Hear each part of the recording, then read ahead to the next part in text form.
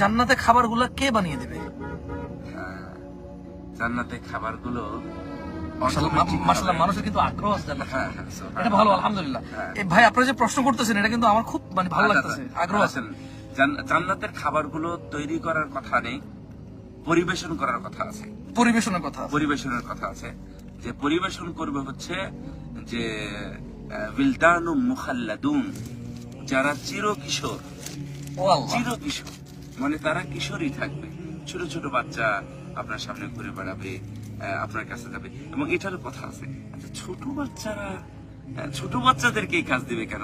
আরে মজার ব্যাপার তো এখানে, এটা তো সবসময় আলোচনা করা যাবে না, লাইভে আসছে এখন কেউ না, এখন আলোচনা করা যাবে।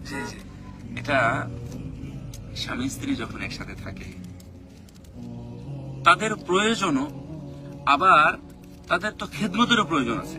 রাইট। ওই সময় যে কোনো মানুষ তো গেলে হবে না।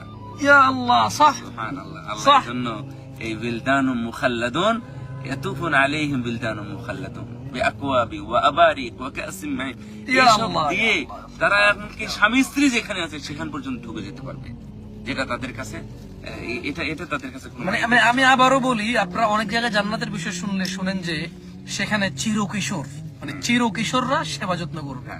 তো প্রশ্ন, ছোট মানুষ দিয়ে কাজ কেন করবে? কথা বোঝেন, জান্নাতে কিন্তু মানুষ শুধু জীবন উপভোগ করবে, মানে আর মরবে না মানুষ। যেহেতু সে সেখানে শুধু উপভোগ আর এনজয় করবে, স্বাচ্ছন্দ্য, মানে সে শুধু আল্লাহর নিয়ামত আর নিয়ামতে পরিপূর্ণ থাকবে। সো যেহেতু ওখানে স্বামী স্ত্রী থাকবে, তারা হুর থাকবে, সে থাকবে, সো তার পার্সোনাল সময়, মানে ওই সময় যে কেউ তো আর সেবা করতে পারে না। সো আল্লাহ সুবহানাহু ওয়া তাআলা এই জন্য, মানে সুবহানাল্লাহ, এই জন্যই চিরকিশোর, মানে তারা বড় হবে না, এরা চিরকিশোরকে নিয়োগ করেছে যারা এদের সামনে আসা যাওয়া করতে পারবে, কোনো মাইন্ডের কিছু নাই, কোনো মানে লাজুকতার কিছু নাই। সুবহানাল্লাহ, সুবহানাল্লাহ।